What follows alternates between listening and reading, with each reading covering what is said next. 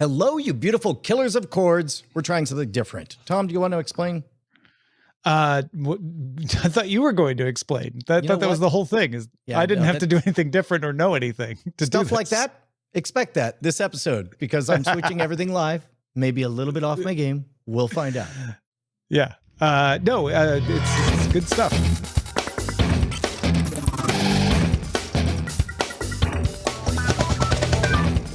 Welcome to Cordkillers Reckoning! The world of entertainment is turned upside down, and we're just trying to find out how to watch what we want, where we want, whenever we want. I'm Tom Merritt.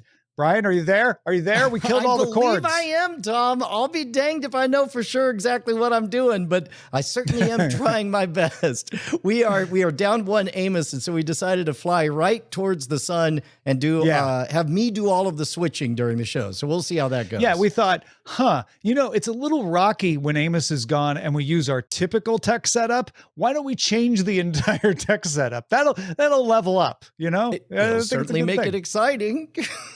So here's what I'm curious about, Brian. Yes. What is going to happen when I say it's time for the supply run? Supply run, supply run, supply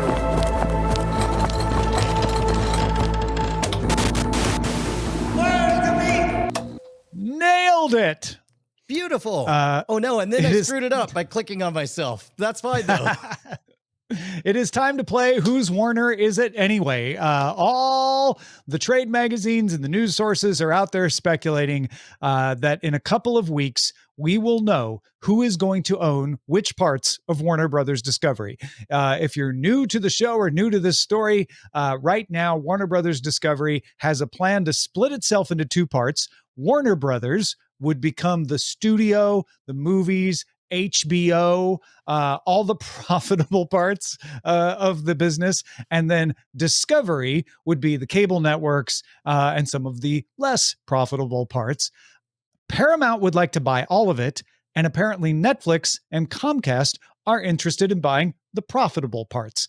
Paramount has submitted its fourth bid, according to sources, for the entire company. Its previous bid was $23.50 a share. That one was rejected. We don't know if they went up on their latest bid. Netflix just wants the studio and the streaming side of the business and has said it has submitted a disciplined bid. I guess they hit it a couple of times with a whip. Netflix supposedly agreed to honor the theatrical first strategy for Warner Brothers movies. Remember, Netflix doesn't like to do windowing and theater first. They said, no, for Warner Brothers stuff, we'll do that. Some are skeptical at how long they would commit to that. Obviously, they would stick with movies that are already in development, but they might not do that for new movies that were developed under Netflix's ownership. They also say they would continue to make TV shows for licensing to third parties. Same kind of skepticism. Co-CEO Ted Sarandos has long coveted studio lots and entertainment franchises. That's probably why they're interested at all. They would like the space to make stuff, and they would like the stuff in the catalog. Some think it would be smarter for Netflix to just wait this out and then try to pay whatever debt-ridden acquirer gets Warner Brothers a lower fee to license a bunch of their stuff. And finally, Comcast wants streaming and studios and said NBC Universal would be Warner's parent. There was some speculation they might spin something out the way they're doing with their cable networks with Versant. However, cable nets included in that part of the business, like CNN and TNT Sports, could be spun out prior to the sale. So whatever stays would be part of NBC Universal, but they might spin some stuff out, maybe to Versant before the sale. All right. Now that we know the players, Netflix, Comcast, and Paramount, now that we know the game, who wants what parts of Warner Brothers Discovery, Brian, what would you do with HBO in each of these scenarios? Well, number one, change HBO back to HBO Max. Well, it's already HBO Max. No, sorry. So whatever it is, flip it. Keep them on their toes. Change it to something else. Yeah. Netmax. No. Well, first of all, I would go back to Max, but mainly I'm really fascinated by this being a three-way affair because Netflix has the most walkaway power. They flat out do not need it. They don't need it. No. They think it would be cute to dabble in the movies business. And it is fascinating. I'm utterly enchanted by the strange intangibles that people compete for in the tournament, in the creative tournament of Hollywood. And one of those things is the glitz and the glamour of the Hollywood theatrical release. And strangely, that means because Hollywood has a strong bias towards keeping that, people move across the country, come in from all around the world for the chance to be on the red carpet or whatever.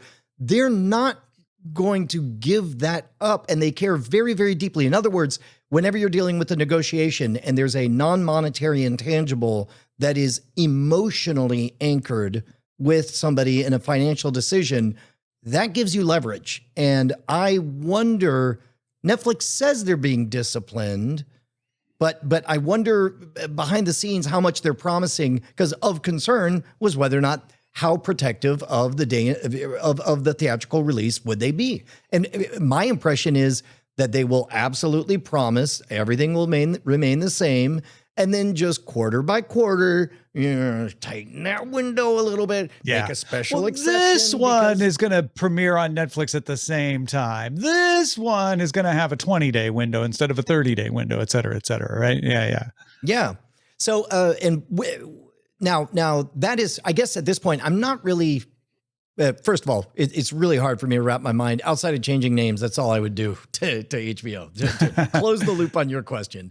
I like exploring that timeline with Netflix. What do you think it looks like? The big difference would be between Comcast and Discovery, right? Or sorry, what was the other one? Comcast and... It's Paramount, Comcast, and Netflix. Those are the Paramount and Comcast.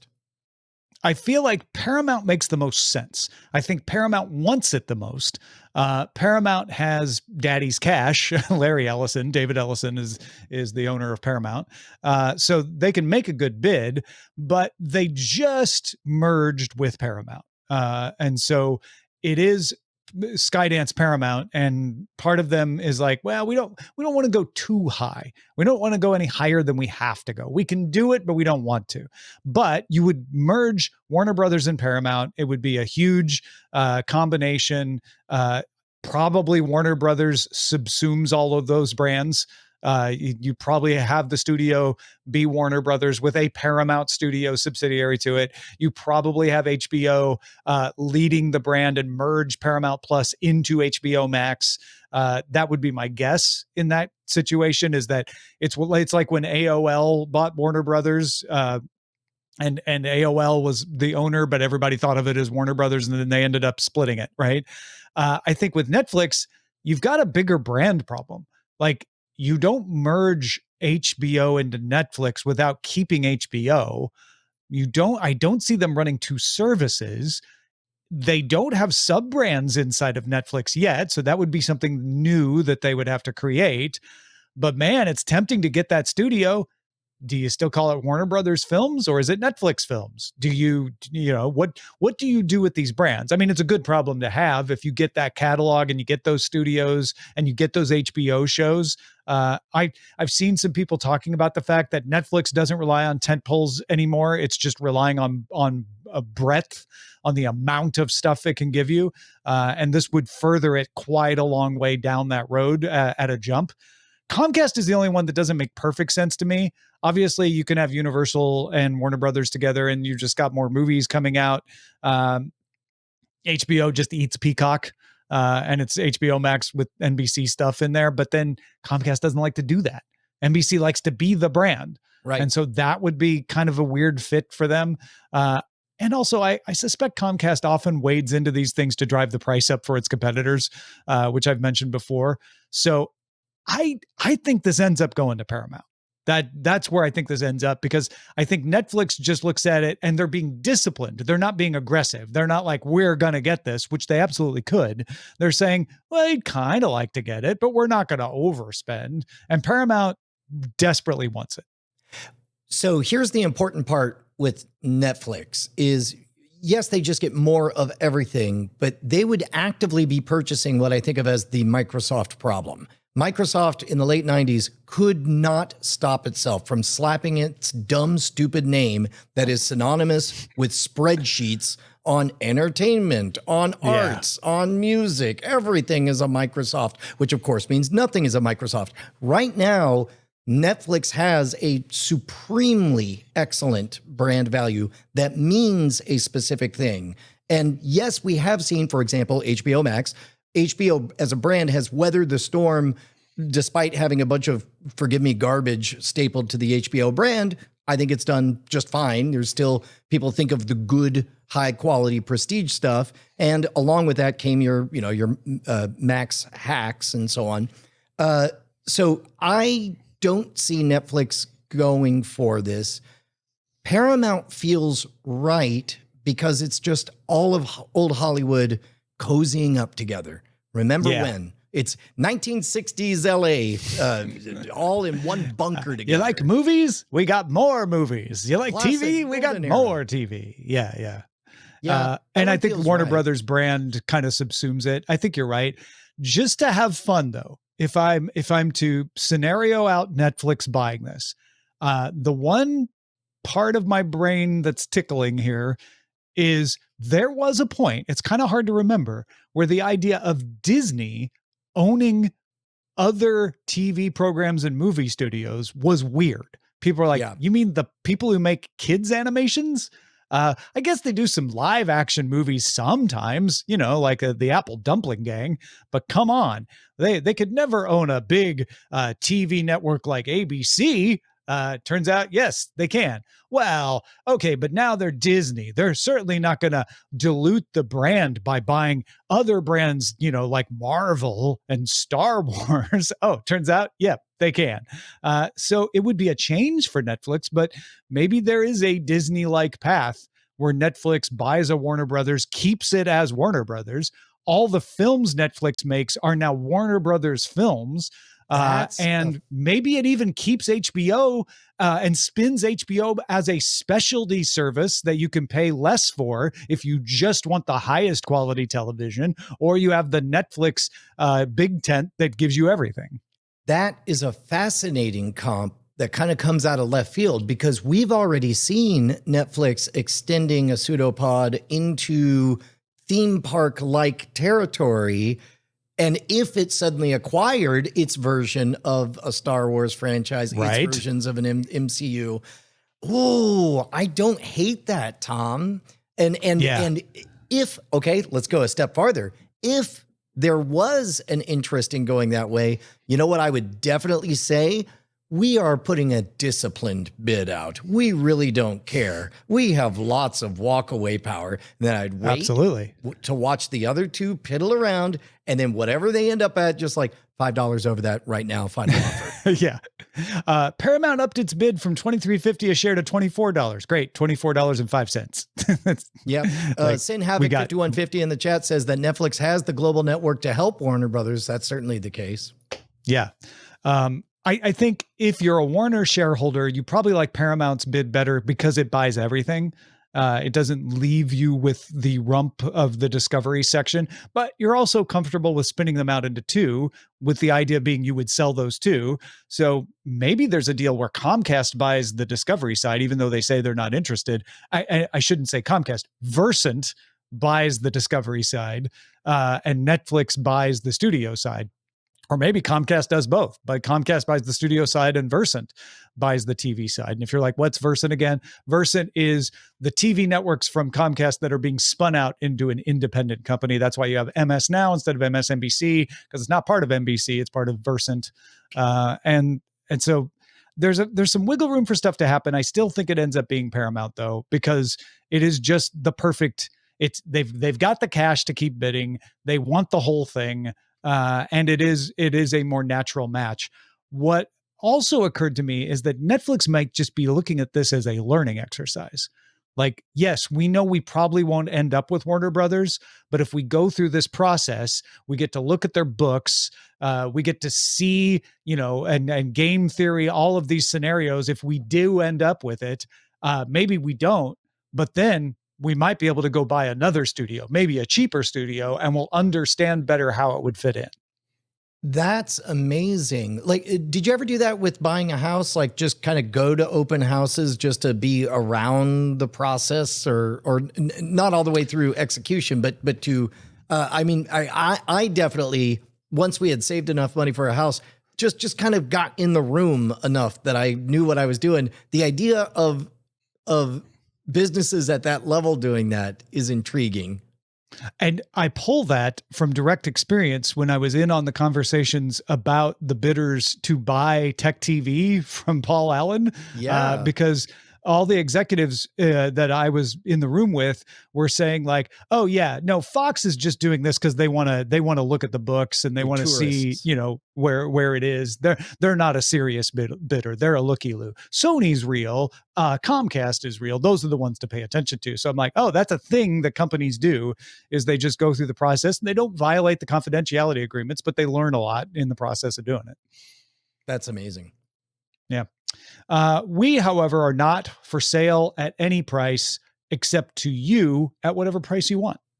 Yeah, dude. And look, some of the people watching live right now may notice that suddenly, without explanation, your shot is a little bit dropped down. And no, it's not because we don't have a backup producer on staff and Brian is in the middle of trying to fix something, hoping that Tom would talk long enough and handle the Patreon plug himself. But then Brian got caught midway. And the only fix for this is for you guys to head on over to patreon.com/Cordkillers. Daily tech news. No, Cordkillers.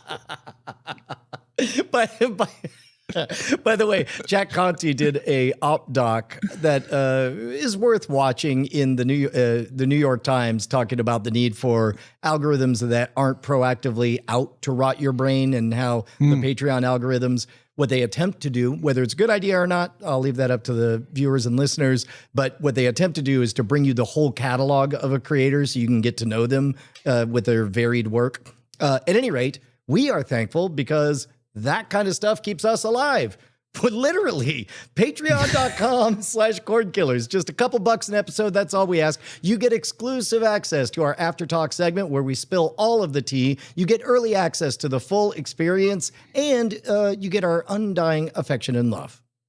Yeah, it literally keeps us alive, folks. So do it right now or we die. Patreon.com/Cordkillers. And now the search party.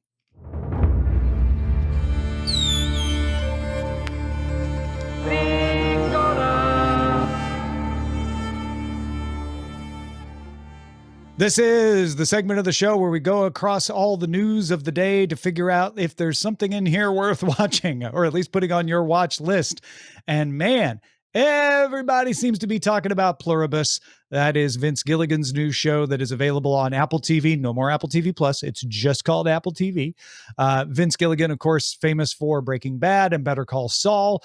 Pluribus does star Rhea Seehorn, who was in Breaking Bad's spinoff Better Call Saul. But this is not a Better Call Saul or Breaking Bad related show, at least as far as we know up till now, because Rhea Seehorn is playing an entirely different character. And it broke the record previously held by Severance Season 2 for the biggest global drama series launch across Apple TV's more than 100 territories. Severance had to wait until people got used to it, and then Series 2 set the record. Pluribus had so much buzz, it set the record right away. Deservedly so. It's great. It's great. And who knows, might fall off a cliff. Been enjoying every bit of it. I've watched it. I've watched everything twice, Tom.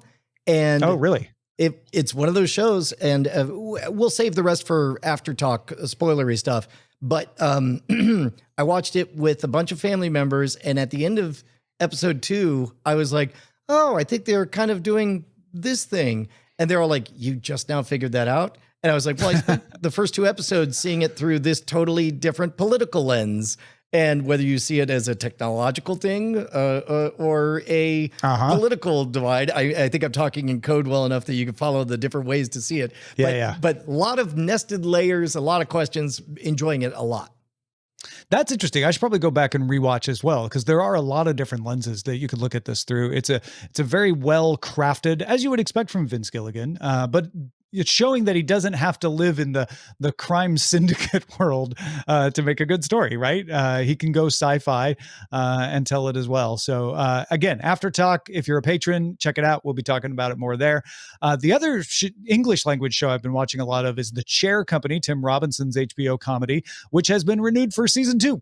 Tom, I am so glad to hear that, because I was sitting on the bench waiting to dive in because I couldn't tell whether or not the show was drifting away or not, because it's fairly, the first 3 or 4 episodes, unpleasant, Tom. It's unpleasant to watch. Now, I loved it when watching Friendship, saw Friendship 3 times, same director and talent combination there, similar flavor. And I was like, is it just unpleasant always? But hearing that there's a season 2 is a good press release. Yeah, it's a good press release for me as well. I have been, knocking myself down to watch Pluribus when it comes out. When The Chair Company comes up, I'm like, am I in the right frame of mind to watch this right like now? Homework, right? You burn in some calories. But then when I watch it, and they're less than hour episodes, so it doesn't take as much of my time, I watch it all the way through. I don't get distracted. I don't drift. And it's one of those things where they're playing very much with like, I think we've got about as much as the viewer can take, so let's reel it back in and make it a little silly for a minute, or let's get, take him back to his house, show him the family life, give you a break.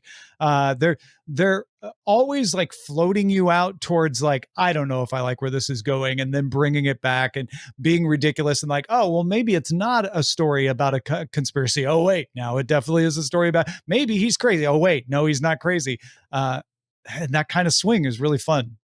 So I think that's why I keep coming back. Yeah. I am hopeful that I don't end up feeling like I was just jerked around. But I think that's why I've been hesitant.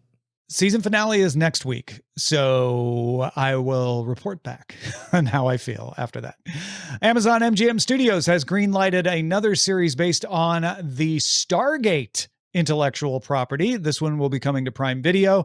It will be set in the classic sci-fi universe made by Martin Gero, Gero, who was a writer on Stargate Atlantis, also worked on Stargate Universe and Stargate SG-1, and created NBC's Blind Spot. So he'll be the showrunner for a new venture into the Stargate universe on Prime Video.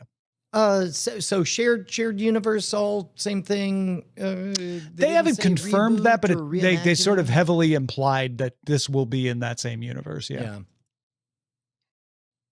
Did House of the Dragon? I was going to ask how much you loved Stargate.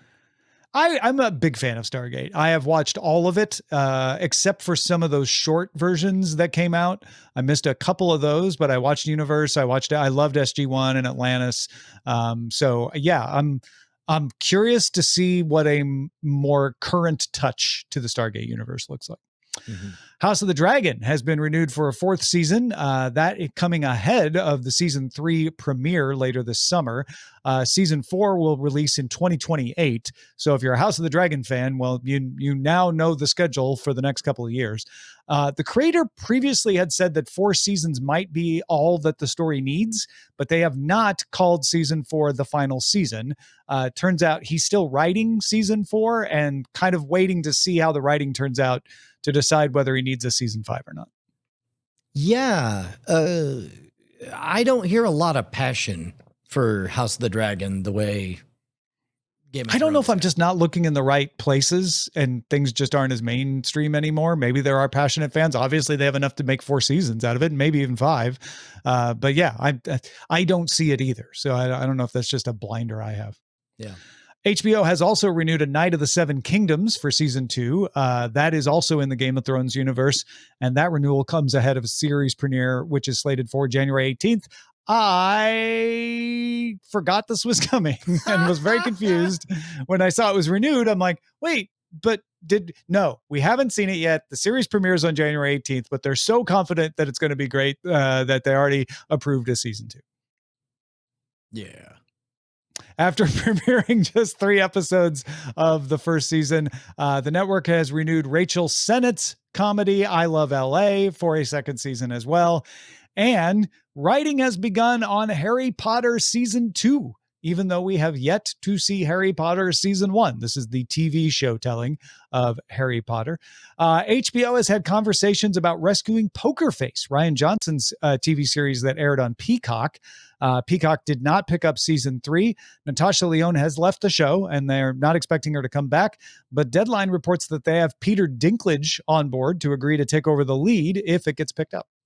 Oh, that's great. What a great trade-off. Natasha Lyonne, it's like, I'm sorry, go on, you were saying? Peter Dinklage, you say. Okay, that's so interesting. All of these announcements about renewals before stuff even hits air, isn't it interesting that this is even a thing to do? Because it used to be back in the before times, kids, 30, 40 years ago, there's like new shows coming. You're going to love it forever and ever and ever, unless it gets canceled. Right. And renewals were always announced in the off season or towards the end of the spring season. But they may have been decided earlier. They just held those announcements. Because that's just the way you did things in the world of the TV Guide fall preview, right? Right. So I feel like it's just a different world where people are like, back then it's like, keep watching your favorite show and hope it gets, hope it doesn't get canceled. If you don't watch, it'll get canceled. Whereas now it's like, I don't want to watch that unless I'm sure there's going to be another season. And I think that's part of this. Yeah. The Macy's Thanksgiving Day Parade will stream on Peacock as well as airing on NBC. But on Peacock, you'll get multiview, 3-angle multiview, including a live stream right from the main float if you want. The broadcast begins November 27th at 8:30 a.m. Eastern in all time zones across NBC and Peacock. I'm guessing that the story just said everything exactly as you phrased it. So I guess it's up for interpretation whether or not this is probably going to be like you have to switch the channels yourself, or whether it's like you get... you can do either. You can watch it and let them do all the switching for you. Or if you want, you can look at the live stream and I just want to see it from the parade side, or I just want to see it from the float point of view. That's up to you. Right. But okay. But so we're not talking about like a game day quad view of everything at once, unless you... No, it's showing like if you look at the variety screenshot that NBC provided, it shows like one view is the host, one view is a float, one view is from the float. So you can have all three up at once. I'm guessing you could click in and make one of them full screen. That's usually the way those multi-views work. Well, and where I wanted to get with this is I was wondering about whenever something like this is new, it's like, okay, is this a fad, a novelty, or is this latent bandwidth that basically something has become possible and now somebody is willing to play with it? For example, TikTok could not exist 10 years before TikTok became popular because bandwidth, the ability to constantly be feeding enough buffering so that I could watch you flip channels as fast as you want, that didn't exist. Likewise, the abundance of 4K monitors, gigantic wall-size screens and all that. Yep. You could have done this on a 20-inch screen, but you'd be like, I don't even know what I'm looking at. It's just blobs on the screen. So this feels to me like a good idea that was always a good idea, that just now the hardware has caught up that it is profitable to make this the default experience for folks. Yeah. And I think all of that led Peacock to build this for sports. Everything you said was true of sports. And they said, enough sports people will put multiple games on. We should make sure we have multiview. And then the Macy's broadcast crew was like, hey, could we use that multiview thing? That'd be kind of fun for us too, right? So I almost guarantee that was which again is worth noting. I love the fact, Tom, that we have legitimately earned, as we are now in our second decade of doing this show and expect to do it for many decades more, thanks to our fine supporters at patreon.com/Cordkillers, who will keep us alive. We can predict these long-term trends and watch them pan out. I am bullish on in-person, live, real events. Real as rain is going to be valuable beyond words. And there's a reason that right here on the Modern Rogue that we're folding in as much live programming like this as we can. Yeah. Well, and not for nothing, NBC knows that you're not going to keep watching cable to watch this. So they're like, hey, if you subscribe to Peacock, you'll get multiview, you'll get all this other stuff. So they want to make it feel like, oh, I'm not just subscribing to Peacock to replace cable. I'm subscribing to get more. You know what? Because they're in competition with everybody else. Tom, this didn't even occur to me until just now. A side effect of this. Now, granted, I don't think anybody is pirating the Macy's Day Parade. Sure. But this is a confounding aspect. The more entertainment things where to quote unquote really watch it, you need triple view and the ability to flip around and look at everything from all angles in order to get the in-jokes. That complicates the model of piracy.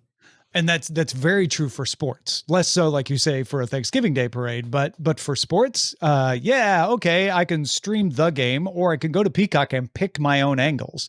It's harder, not impossible, to provide that in an unauthorized stream situation. That's a great point. Yeah. One of the few things that's older than Brian and I's career covering this is the show Joey. Joey was the sequel show to Friends. The final episodes of Joey were never aired. They were shot, but the show got canceled after it came back in January. But they will now be made available for the first time on YouTube, on the official Friends YouTube channel, which I thought at first was a little odd. And then I remembered, oh yeah, you don't add these to your catalog because it costs money to host them on Peacock. You add them to your YouTube channel because it costs Google money to host them then. And every time someone streams one, you make money, whether they have ads or not. I hope this works and it becomes a way for those shows that just don't make economic sense to add to the catalog of your paid streaming service. Stick them on YouTube. Well, so first of all, 100% bad idea to spend your money for a thing nobody wants that actively degrades the Joey brand, you got to pay rent to have it get out there. Just negatives across the board, don't do it. But then you're like, well, it's worth something to someone. So let's take the slice of everybody who loved Friends enough and the folks who liked Joey. And not what's funny is the value of these last episodes, they were net negative at the time of cancellation, but now purely by the distance of time, now they've become curiosities, nostalgia. Yeah. Like there is a slice of audience for whom this is very exciting because they're aged out in strange artifacts of an alternate universe where this show kept on going. And so they're worth something, but not very much. Not so much nobody's going to pay for them. Not so much that even the rights owner should pay for the rent to host them there. But it is enough that you can have your outside carnival barker say, inside the big tent, folks, all you do is got to click one subscribe. Just show the algorithm that you like Friends and you can behold miracles. And Joey's like the two-headed baby of Friends. YouTube would be the first place I go to look for old episodes of Joey to see if somebody else had one on VHS and uploaded it or rescued it off an old TiVo. Now they'll be like, oh no, here's a nice high quality copy of it. Don't worry about trying to find it somewhere else. We've got you, which is also another good way of going about it. Variety's Actors on Actors is a great YouTube show where you have actors interview other actors, which sounds very sycophancy, but it actually ends up being produced really well so that you're like, oh, those are questions only another actor would ask another actor. I find it to be enjoyable to watch, and CNN agrees because they are going to air Actors on Actors on CNN's new streaming platform. They get an exclusive window to air them there before they show up on Variety's YouTube page. Episodes will roll out on CNN and Variety's digital channels starting December 5th. Tom, as the co-host of a show that in an alternate universe would be called Content Creators on Other Content Creators, I think this is great. Yeah. No, it is a concept that could be poorly done, but in this case, it is well done. And I think it's smart for CNN to be like, oh, we want that for our streaming service. We won't stop it from going to YouTube where people are curious about it, but we'd like a little window so that people who pay for CNN streaming feel like they're getting something special. They get to watch it earlier. There was one more trailer for Stranger Things, which comes back this week.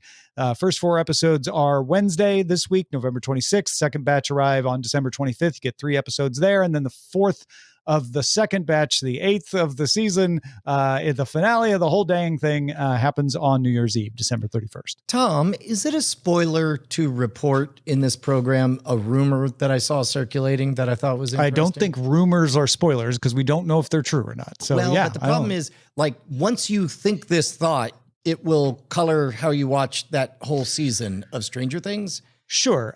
Don't think about anything before watching it because you could also think a thought. If you're worried about having a thought that may affect your relationship to a show that hasn't come out yet, please skip forward 30 seconds. I was on one of those Explain the Joke subreddits, and the social media post was like, oh, geez, just spell it out all out. Why don't you? And then the content was a tweet from one of the co-creators saying, man, ever since that first scene, it was electric. Getting those little kids in there playing a game of D&D, it was great. And then somebody's like, explain the joke. Top post was, yep, the rumor is all of Stranger Things was a campaign. You get to the end of season 5, and they're back in that room. Rumor, that'd be neat. We'll see. Now that I would not find that satisfying. It was all a dream is the only thing that would be worse than it was all a campaign. That is kind of the problem, but yeah, I don't know. I thought it was interesting enough that now everybody who hears this idea is placing a bet, and then we'll all find out if we're right. I think a more interesting way of doing that concept, were they to toy with that, is that the only way to save the world is to reset time back to before the events of season 1. And the only way to preserve the sanity of the people involved is to reconcile their experience by making it seem like it was just a D&D campaign. I'd be okay with something like that. No, that's pretty good. Wago333 in the chat says makes the aging up of the actors make more sense as well, which would be interesting. Yeah. Well, it is time for us to now share something we have been watching in the segment we call Buried Treasure. Most people want to know why they suddenly got rich. Buried treasure. Of course, Buried Treasure means a treasure that we have been watching that we think we should unbury and let live so that you can watch it and add it to your list of things to watch. Brian, what you got? Dude, Tom, I missed it go round. I heard goodish things about it, but it had kind of a mixed bag of reviews on Rotten Tomatoes. So I sat on the sidelines. Tom, the thing about Rotten Tomatoes is if it's a very, very high score, it means everybody found it generally pleasant. Sometimes if it doesn't hit a threshold, that's because it's actually not very good. But sometimes it's an indicator that it is so good that people hate it. Some segment of the populace hates what it has to say. Justin Robert Young was on a very long flight, watched Eddington, and he told me 3 times, you got to watch Eddington because I got to talk to someone about Eddington. And the 3rd time, I'm like, okay, I have no choice. I stopped everything. First half of it, I'm like, well, I know something's going to happen that is going to be polarizing, but I love what I'm seeing so far. The movie ended. Called him in the middle of the night. We talked for an hour about how that movie rules, and we loved what it had to say. I liked Eddington quite a bit. What's the movie about? It takes place in 2020 during the days of the pandemic, and that is a legit criticism. Maybe the wounds are still too fresh of that time period to go back and look. It begins with you have a mayor of a small town, very small town, unbelievably small town. They got the water is scarce, but there's a data center that maybe is going to reinvigorate the area. But it begins with an argument over masks between a sheriff, kind of coded red state, and a mayor, kind of coded blue state. And then on top of that, you remember all that tension, all that those arguments brewing. Then they sprinkle in some social media, getting in your head stuff. They remind you and they stick a finger right in your brain and tickle oh, that's right, Black Lives Matter and this and that. And it was deeply deeply unpleasant to have all of that surface up. And then the movie turns out has a different point altogether. It is fascinating. I liked it quite a bit. I've actually heard Andrew Heaton talk about this. Now that you reminded me what it's about, I'm like, oh, right, I have heard about this.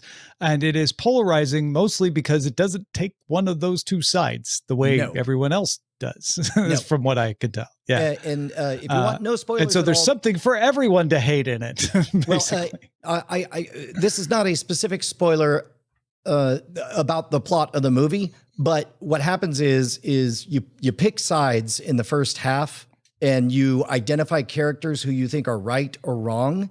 And then one by one, each one of them is proven to be irredeemable for reasons related to the reasons you were cheering for them. And then confused, there are no protagonists for you to cheer for.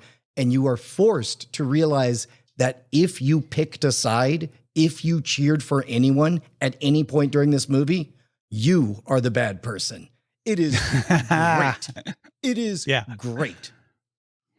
The only issue I will take with your description here is using Rotten Tomatoes as something reliable for anything, frankly. Well, I mean, I put it in charge of my family's health care. I used to, but not anymore. Oh. What However, score do you give Rotten Tomatoes?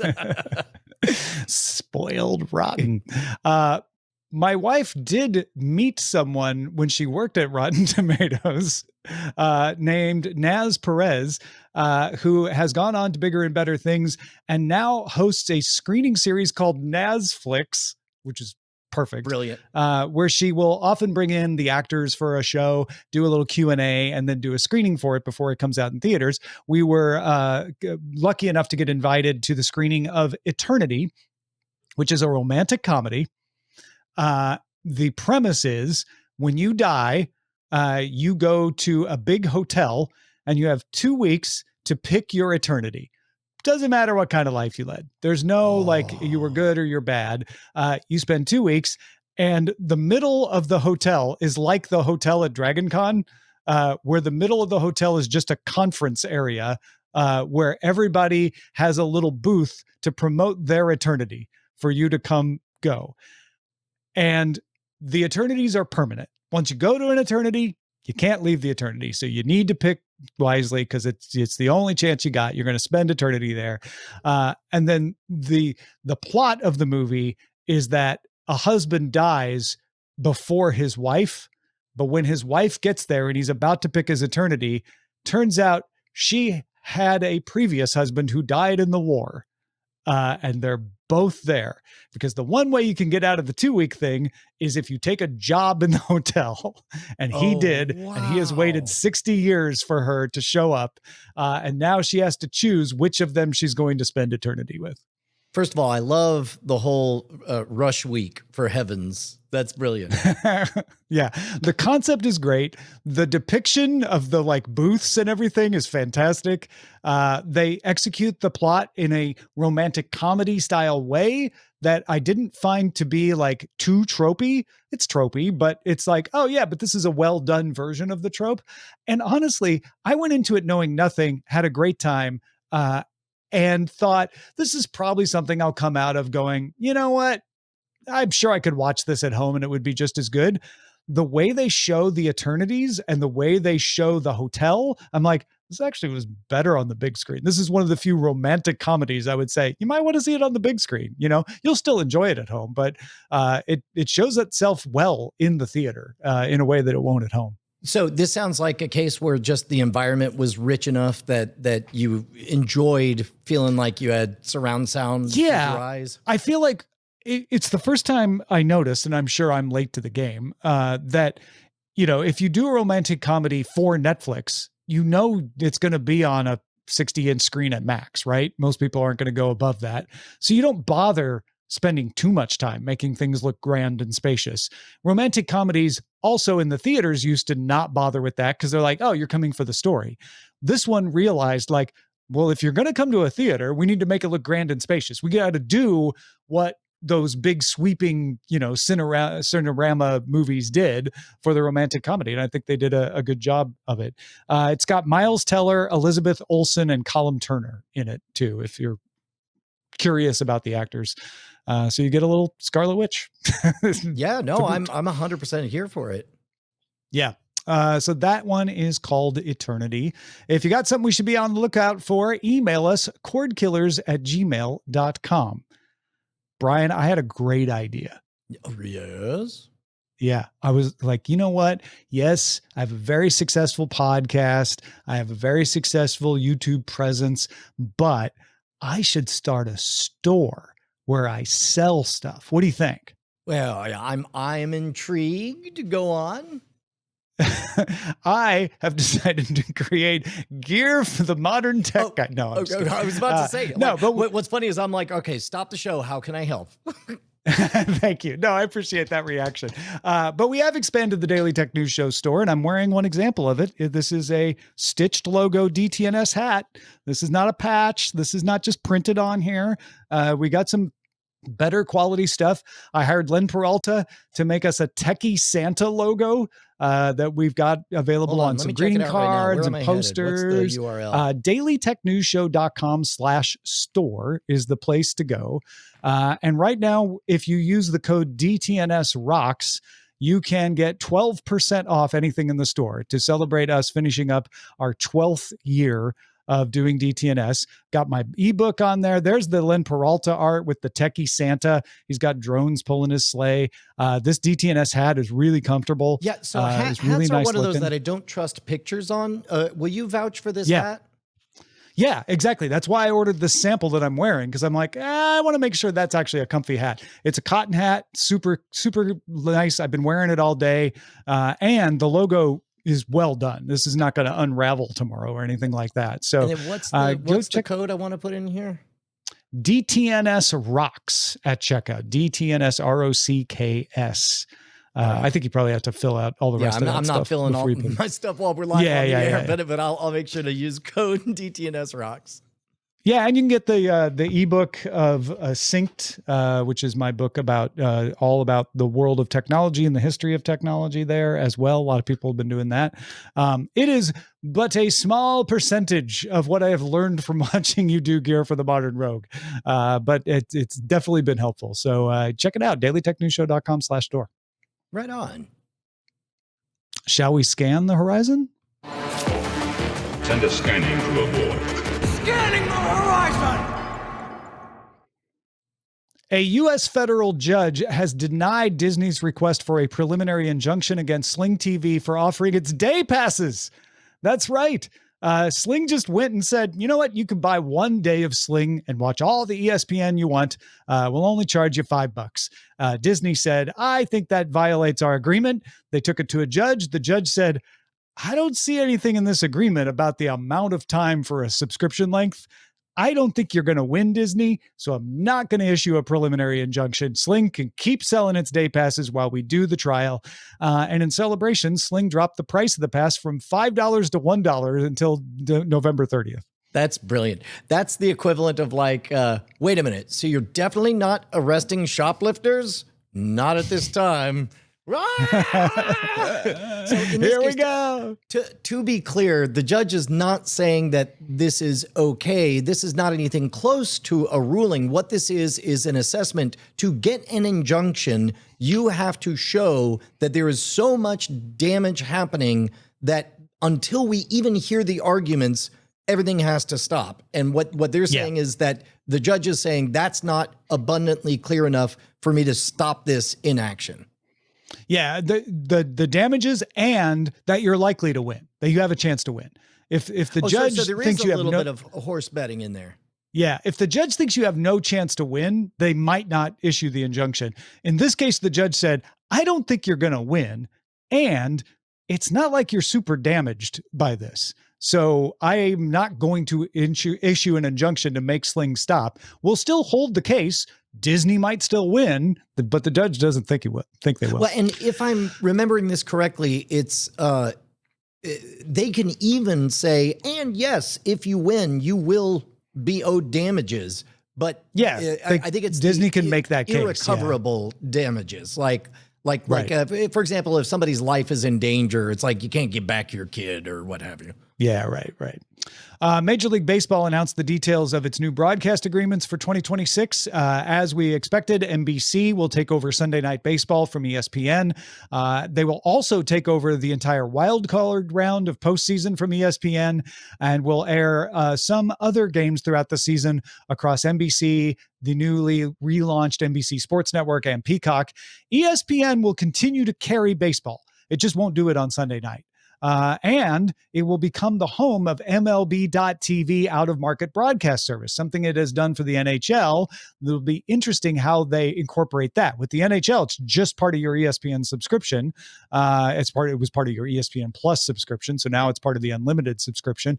That would be a big addition for ESPN, and I kind of get why they're like, we don't want to pay for one night when we can be the home of almost all of baseball. Then the other intriguing thing of this deal is Netflix is going to get some baseball. They will get opening night, which is the first night game of the season. Opening day is the first day game of the season. They'll get the Home Run Derby, which takes place before the All-Star game, something traditionally ESPN has shown. And they'll get one special game every year. This coming season, it will be the Field of Dreams game in Iowa that they play at the field from the Field of Dreams movie. But there'll be other special games in the future that Netflix will get.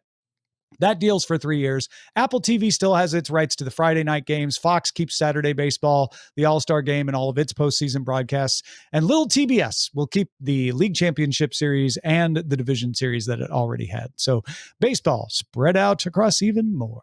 It seems like the big winner in all of this is Major League Baseball because it found a proper home. I mean, those Netflix offerings, you couldn't ask for a better, more congruent match. Yeah, they're going to get 2 games, and they're special games. Most people get Netflix, so the few people who don't, who want to watch those games, will be mad, but most people won't be mad because they'll be like, oh, I can find them there. They get the Home Run Derby, which is a very Netflix-y thing. They like to show special competitions, little off-the-wall kind of stuff. So yeah, that, and I think ESPN getting MLB.TV, especially if it's like, hey, you don't have to pay for this anymore, just get ESPN. And you just get it the way they did with the NHL. I think that'll be huge. Yeah. Amazon is introducing AI-generated video recaps for select TV shows on Prime Video. The first shows include Fallout, Tom Clancy's Jack Ryan, Upload, Bosch, and The Rig. Video recaps are currently only available in English and only accessible on your living room device versions of apps. The video recaps include narration, dialogue, and music. This will be interesting. I think that Amazon is betting on making small, tentative extensions of. I'm going to use the word pseudopods twice now. Of into a territory where trust is going to matter. People are going to understand that the tech won't always get it right.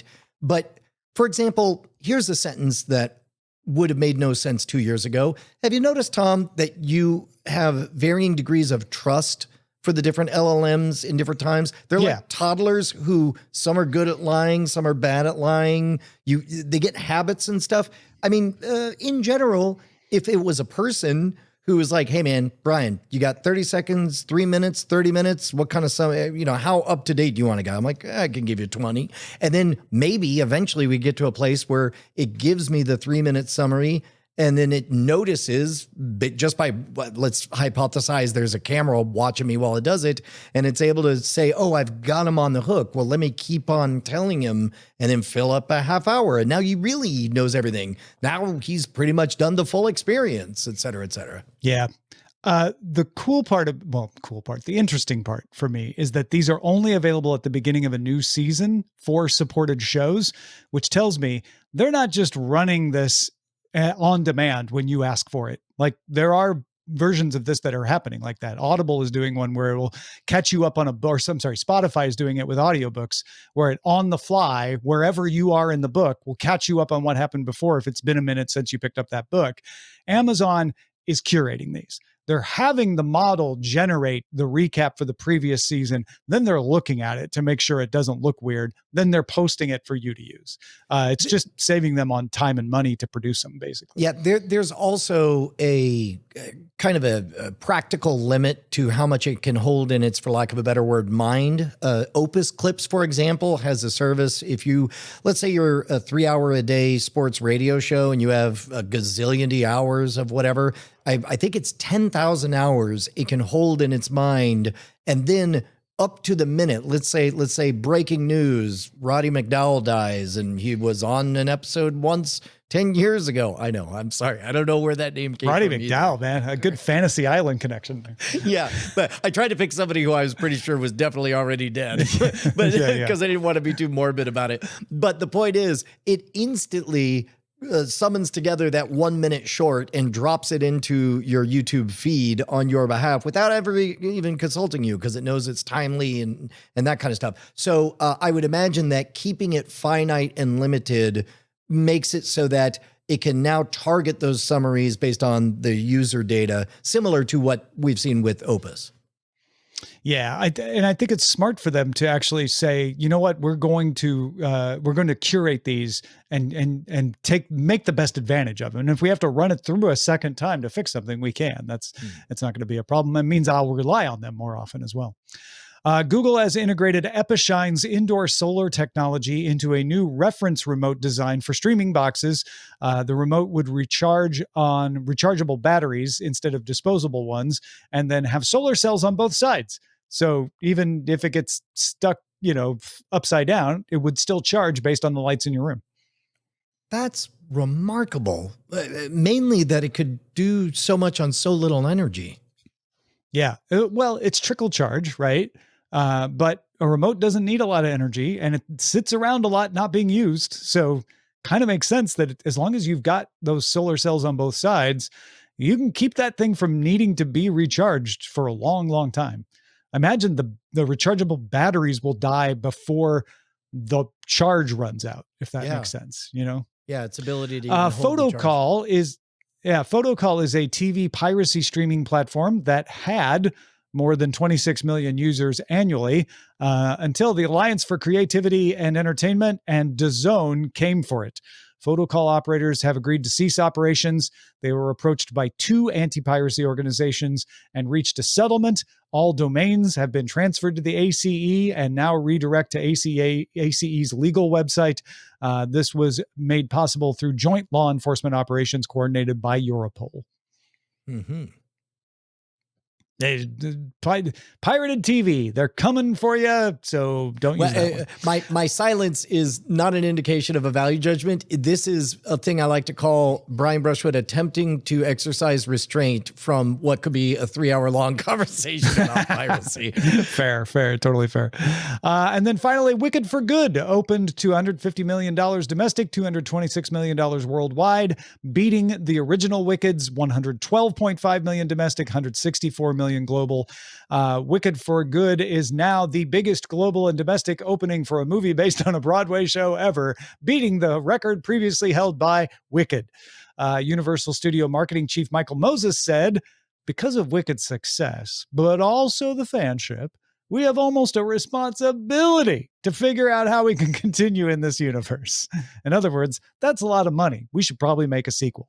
And Steven Schwartz, who wrote the music for the musical version of Wicked, says he has an idea for a Wicked-related project that he cooked up with the musical's writer, or book writer, but not the novel, the book for the musical, Winnie Holtzman. He said, I think Glinda and Elphaba's story feels complete, but there are other aspects that could be explored. And he said those would not necessarily be based on one of novelist Gregory Maguire's 8 sequel to the novels. Man, I don't even blame him. If that much money's flying around, then clearly the world's got a hunger for it. So yeah, make whatever that is. All right, let's move on to Le Chateau. Right. You've got mail. We got lots of good mail. Tom Ball in Evan, Texas. Oh, sorry. I meant Evan in Tomball, Texas. Right. I wish it was the other way around. That's why I said that. Hey, killers. One data point for you. My boomer parents raved about switching from traditional TV service to YouTube TV when I finally convinced them to do it a year ago. I don't use an over-the-top TV service at all, and the only reason I even heard about the YouTube Disney carriage fight was when I got a text from my mom who said, FYI, we canceled YouTube TV because we can't watch Kimmel.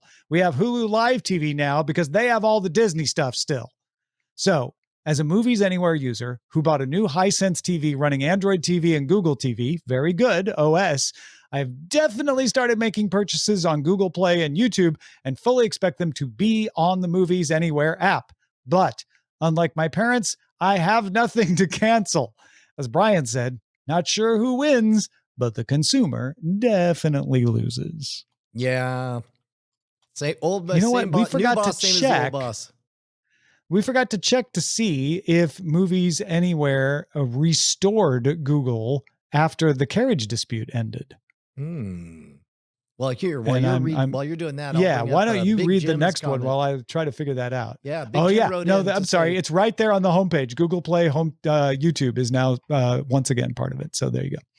I'll still read Big Jim's email. He says, I think you guys are missing something exceedingly fundamental when it comes to the conversation about Disney having a walled garden for their characters in an AI application. That's the fact that Disney now has, instead of hundreds or even thousands of writers, they have billions of writers because everybody's going to be pumping the model with ideas. Disney will be able to take the very best ideas and turn them into full-length features or TV shows that they can mine for more general public to watch, which is going to make everybody want to come further into the model and create new characters, which means you now have a spiral of exceeding profits without having to generate their own ideas. Yet, to be honest, the closest comp that I see to this, Big Jim, is what already exists in the YouTube ecosystem. When somebody is a viewer, they are also part of a focus group, and they are also giving their data based on how long they watch, what they're interested in, and by painted in the negative space, it reveals what, as I put it, the universe is hungry for, the unmet need. Yeah, I get where Jim's coming from, and I'm betting it's going to happen a couple of times, but I wonder just how often. It's like saying, you've got all these great ideas for TV shows and movies from YouTube and TikTok. You do, but they don't tend to use that for that. I'm certainly not in any public facing way, but I would imagine that a robot could essentially say, here are 10 movies that you absolutely could make. You have the agreements, you have the IPs, and the numbers indicate they would go blockbuster. It's less about someone made a remix that got so popular we turned it into a movie, which will happen. I'm not disputing that. But every day they will be looking at what people have been remixing and what people have been watching and using that data to inform scripts that they are getting from other sources to be like, oh, that's the kind of script they want. Let's go with that. John writes, back in the early 2000s, my brother and I both had 4 and 8-year-olds. That joke never gets old. And we had a program that you could revoice various scenes from Shrek. I still remember crowding around my brother's desktop, helping the kids say, do you know the Muffin Man? The Muffin Man, he lives on Drury Lane. Hearing about this generative AI Disney project makes me think a whole new generation of families will have a chance to enjoy experiencing a movie in a more collaborative way, not just watching it. I guess that's the whole premise of places like Disneyland or Universal Studios, having IP-themed areas for people who want to participate and not just observe. Yeah, man. I think we'll talk a little bit about this in the full experience because I noticed some things in our episode of Taxi this time. But the ability to inject yourself into the story is implicit in certain approachable narratives where the protagonist is easy to picture being yourself. And in the case of theme parks is explicit. They even advertise it as the only thing missing is you. And in this case, I agree. I'm actually quite bullish on what seems to be a naked, silly cash grab that's going to be a nonsense factory. I think something interesting is going to come of it. Yeah, I agree. I think it's going to be more about families having fun the way John describes. I think that's going to be a big use of it. I am sad that my nieces are now 5 years old and 9 years old, because they are no longer the 4 and 8 year olds. However, Scott says, I continue to love the running gag of the 4 and 8 year olds, so much so I propose when your Patreon hits television production levels of, say, $9 million per episode, you produce The Adventures of the 4 and 8 year olds, an animated series following a crack team of 8-year-old detectives from around the globe that come together to solve Carmen Sandiego style mysteries. But each 8-year-old is forbidden to fight crime in their home country, lest their parents learn of their alter egos and enforce the dreaded bedtime. There, man, you know what? Their big nemesis could be like, he's able to commit crimes in all countries. How is it? Turns out he's literally How can an we alien. possibly stop? He's literally a 17-year-old. Andy Beach wrote, Tom, Brian, and Amos loved the Disney discussion as I knew that had to have made this week's lineup. I believe what you're both circling is something I've been writing about on my Substack, and which Tim Wu recently named in his newest book, The Age of Extraction. We've shifted from the age of distribution to the age of extraction. Disney isn't just rolling out a cute UGC feature, they're trying to become a callable layer in the model ecosystem. Your prompt does in fact become the access fee. Tom's right that we ended up with specialized models and agents stitching them together. Brian's also right that those agents will mix and match IP layers like plugins. I call dibs on someone calling the model combined platform Chimera. Which I And did. Ultimately, that's the real play here. Disney doesn't need the UGC feed to become a mass consumption hit. They just need it to normalize the Disney kernel as part of the stack your future agent reaches for. In that future, every kid spinning up a Frozen short is doing two things at once. They're exercising their imagination and contributing training signals back into Disney's own system. The long tail of creative variation gets outsourced to the audience. Disney keeps the sovereignty and the telemetry. The legal part gets interesting too. Brian's essence of Donald Duckness joke is basically the frontier. It's less, we own this specific drawing, more, we own the recognizable behavior space this model produces. Public domain in theory, but monopolistic by infrastructure in practice. Whether this becomes a big section inside Disney Plus almost matters less than whether they can secure that model layer position. That's the move. Always appreciate when the conversation veers into this territory. Thanks as always, and apologize for going long. Please have an LLM summarize this. As an LLM named Brian Brushwood, I will recommend everybody follow Andy Beach's patron at Engines of Change. You'll want to follow Agents of Change on Substack if you want to follow Engines Andy's of Change. Engines, not agents. He's got agents, but he's making engines. Finally, Michael writes, I just recently started watching all of the available seasons of Taxi. I laugh at every episode more than I did because of the age. I also like how the feel of the show is more like a stage production where you see everybody left to right when they are in the garage. I think the other options for future full experiences could be a Bob Newhart show and Happy Days. Yeah. I also, well, I guess we'll talk about Taxi and the full experience. Thank you to everybody who's watching along with us. That's our favorite. Make sure to write us at cordkillers@gmail.com and let us know what you guys think. Yeah, our website is cordkillers.com. Our email address is cordkillers@gmail.com. We are live on twitch.tv/nightattack and youtube.com/martinrogue Tuesdays. Don't miss it. 5:30 p.m. Eastern, 2:30 p.m. Pacific. I reckon we'll talk to you then.